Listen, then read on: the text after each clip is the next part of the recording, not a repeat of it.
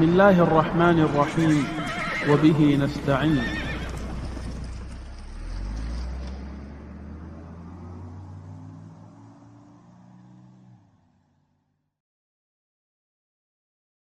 The incident of the woman from Bani Makhzum who was caught stealing. And Bani Makhzum are a prominent family in Quraysh, the family of Khalid bin Walid. They're among the leaders of the society.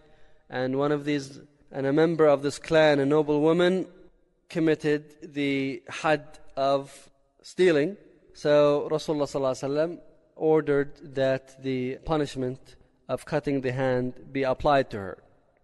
Her people and Quraysh, they were very concerned about this. I mean, they're used to the fact that the weak, the slaves, the people who don't have protection, they are punished.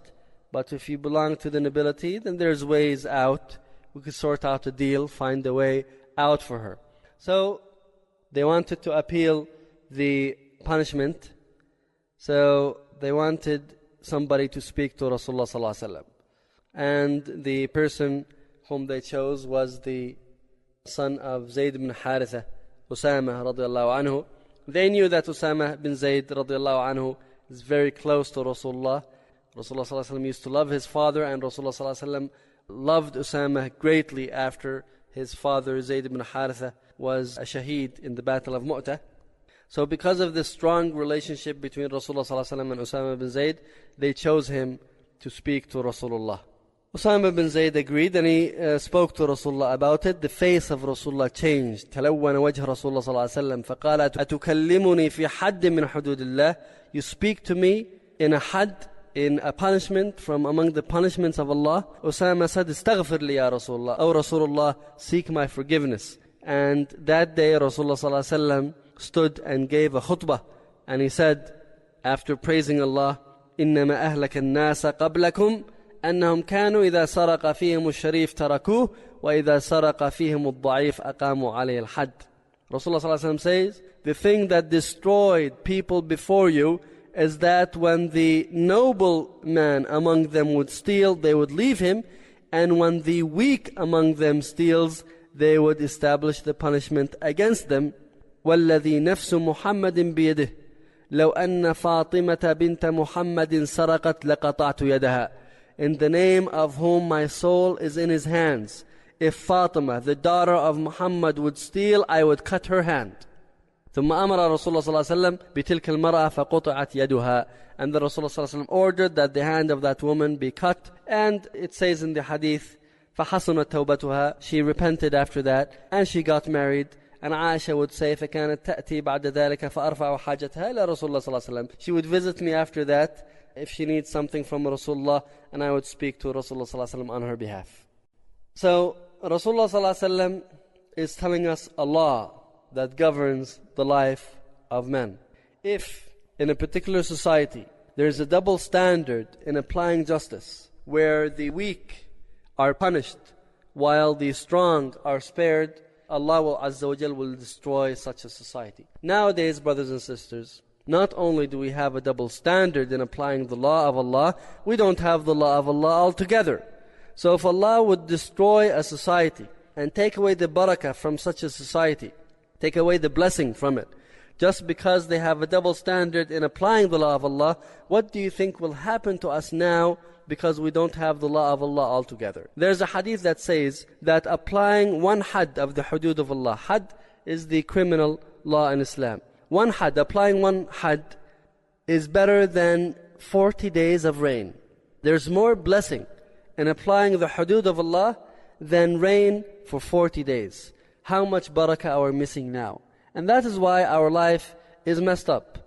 We have a lot of resources, we have wealth, we have such a wide expanse of land. Look at how large the Muslim world is, but there's no barakah in the life. That is because we don't have the hudud of Allah applied. And we never tasted the blessing of living under an Islamic system to compare. See, that's the problem. But for those who did experience Jahiliyyah and Islam, for example, there was an old woman who ran into Abu Bakr as-Siddiq radiallahu anhu when he was Khalifa, and she told him, how long will this affair last? I mean, she's talking about the great life that they're living in under Islamic law. So she asked Abu Bakr and told him, how long will this last? Abu Bakr told her, مَسْتَقَامَتْ عَلَيْهِ أَمَّتُكُمْ, as long as your leaders follow it. As long as the leaders are following al-haq, you're going to enjoy the blessings. And then this woman is a Bedouin, she doesn't have knowledge. So she told Abu Bakr, and who are these A'immah? Abu Bakr told her, they are the leaders among you. So, dear brothers and sisters, we should all make it an objective of ours to try to establish the law of Allah Azza wa Jal on earth, to try to establish the Islamic system, to try to establish Khilafah. This is a responsibility on every Muslim. We want to live the blessing of the Islamic system.